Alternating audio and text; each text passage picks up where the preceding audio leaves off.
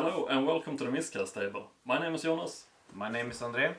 And today we're going to talk about Mighty Empires. A project that you have been working on and finally we are playing it. Yes. I've been looking forward to it for quite some time. As some of you know that who have been watching this channel, I'm the chairman of the gaming association in Storuman, and I keep on finding ways to having it exciting, and somewhere along the line I was thinking that we should have a campaign, and we started sketching on different rules, different ways to keep track of the campaign, having a series of battles over a 6 months period or something like that. That was what we aimed for, and that was kind of what I felt, that having a series of battles made it so much more interesting. Having one battle is fun, but having 3 battles where they matter, all of them, made me want to have a campaign too. I came late into the game. I started with this in 2016, so I didn't know that there existed a Mighty Empires. I've never heard it either. When you first came with the idea, and then we started looking at it, okay, this is something that we need to do. Yes, it felt right for our community. I think it's more than a year ago. I think it's more than a year ago that we found out. I think it's pre-COVID. Yeah, it's a long time ago. It might be 2 years ago, but it have taken both COVID. Made it harder to have a campaign, so that put it on ice. Yeah. But then came the next problem. actually getting both the games and the rules. You definitely don't need like a whole board, but having this kind of tiles elevates the experience. Well, you have 3D printers now, so printing these tiles is a superb option. You need tiles with maybe a hole in it and some way to mark that a person have taken the tile. So this is the game that we play on, and this is actually a game that is currently going on, and we are on turn 2. We are 9 players. Well, the first thing is just building the map. So in the rulebook there's a map generator, but I didn't care about it. I just put them out in a nice pattern, and I thought that I wanted to have a little bit of desert and a little bit of waste, and then I painted this as I wished, because I kind of have this as a painting on the wall. I have it like a painting on the wall, so I just wanted it to look a little bit nice. And it looks super cool. We'll get some close-ups on this for sure. But the rules is actually fairly simple, so you can create a campaign like this without buying the rules. So we're gonna discuss a little bit on how the rules is for this game, so maybe your gaming association can have a campaign too. So let's take a quick look at how you play Mighty Empires. You have a board consisting of these hexagon tiles, preferably around 7 tiles per player. In our case we are 9 players and we have 81 tiles, so we have a few more than recommended per person. The campaign is fought over a number of rounds, each round consisting of 5 phases and are played in the following order: the events phase, the revenue phase, the challenge phase, the battle phase, and the conquest and build phase. During the events phase, each player picks one of the following 8 events: Fool's Gold, Building Boom, Disaster, All or Nothing, Scouts, Diplomacy, Land Grab, or Elite Army. Starting with the player with the smallest empire, aside from during the first turn, in which the order the players get to choose is randomized. You can see a brief summary of the events on the screen now. The same event cannot be chosen twice until all events has been chosen at least once. During the revenue phase, each player collects revenue from the mines that they control. 2d6 times 10 gold for every mine in a river tile, and 3d6 times 10 gold for every mine on a mountain tile. Gold can be spent on extra points for your army during battle. where every gold you spend on a battle gives you 1 extra point. So for example, if you're playing a 2000 point game and you spend 200 gold on your army and your opponent spends 0 gold, you get to bring a 2200 point army against your opponent's 2000 points. During the challenge phase, the players take turn issuing challenges to the other players. Starting with the player with the smallest empire.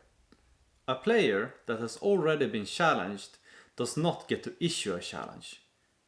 But a player can be challenged twice and then forced to play a team battle against the challenging players. But both sides will have the same amount of points in their armies. A player could, for example, play a 2000 point army against 2 opponents, each fielding 1000 points armies. The battle phase is just the players actually playing their games. And in our case, we have decided that all matches must be played within 2 weeks. And the size of the game is decided between the players that are facing each other.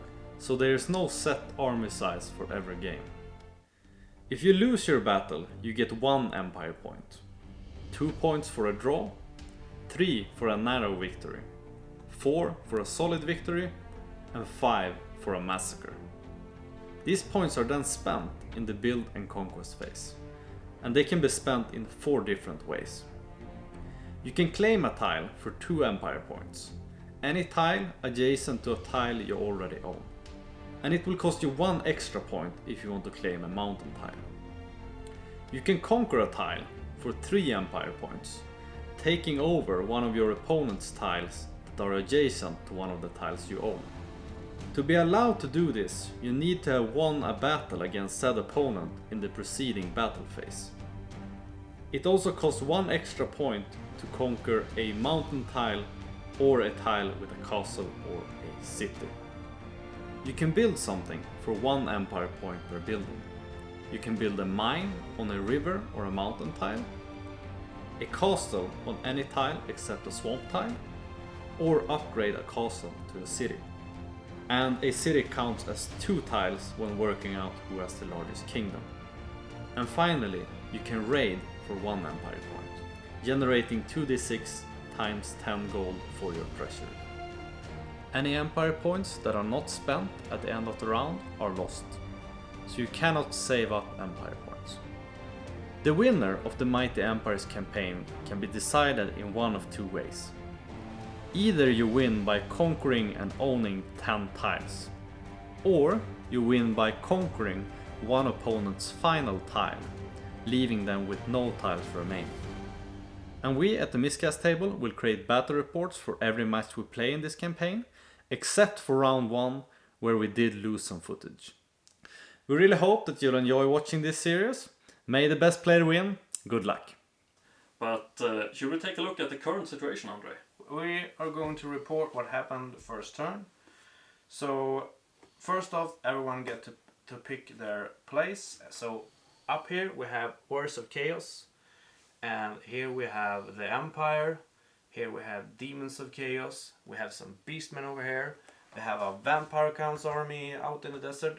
We have some Lizardmen. We have some Dwarves, some Dark Elves, and also we have Ogres. And what happened the first turn is during the events, Empire chose Building Boom, Ogres chose Or Nothing, Warriors of Chaos, they chose Disaster, and they chose Ogre Kingdoms. And obviously my castle crumbled. And the castle crumbled. Lizardman chose Elite Army, Dark Elf chose Fool's Gold, and they picked Empire. They didn't have matter this turn. Beastman chose Diplomacy versus Lizardman. Dwarves chose Land Grab, Vampire Counts. Then all the events got chosen, so I could choose from all of them again. And then I chose Land Grab as well. And Demons of Chaos chose Scout. Worth mentioning that the order of the events that we chose wasn't this. Yeah, I don't remember what order it was, but I'm sure that the dwarves chose land grab as the first event. Yeah. During the challenge phase, we have vampires versus empire. We have warriors of chaos versus beastmen, lizardmen versus dark elves, demons of chaos versus lizardmen, and dwarves versus ogre kingdom. Yeah. And we got the games going. We played during 2 weeks, I think. Yeah, we have every turn distributed over 2 weeks. Yeah, and then we have a catch-up day for getting your game in at the very last moment and like a break point. Yes, but then we have the earnings. Vampire Counts got a solid victory. No, they got a narrow victory, so they got 3 points. Empire lost. Warriors of Chaos, they got a solid victory and they had 4 points. Beastmen lost. Lizardmen, narrow victory. Dark Elves draw against Lizardmen. Demons of Chaos lost. Ogre Kingdom got Solid victory. solid victory. So you got 4 points and then another because you had all or nothing. So you had a really good start. And the dwarves lost. And what happened then, we had some Vampire Counts bought 2 tiles because they had land grab. We had Warriors of Chaos, they took a mountain and built a mine. I think that everyone who lost, they built cities. Yeah. So Empire, Demons of Chaos and Beastmen built a city. Lizardmen and Dark Elves, they claimed a tile of their Yeah. own, and dwarves did as well. Yes, and I think that Empire, they also raided and got Yeah, some gold 70 goals. And you got 2 tiles. Yeah, claiming that ogre empire in the mountains. Yeah, you got a mountain tile too. So that's what happened turn 1. Yeah. But with that, we hope that you'll have some information and input to get your own Mighty Empires going.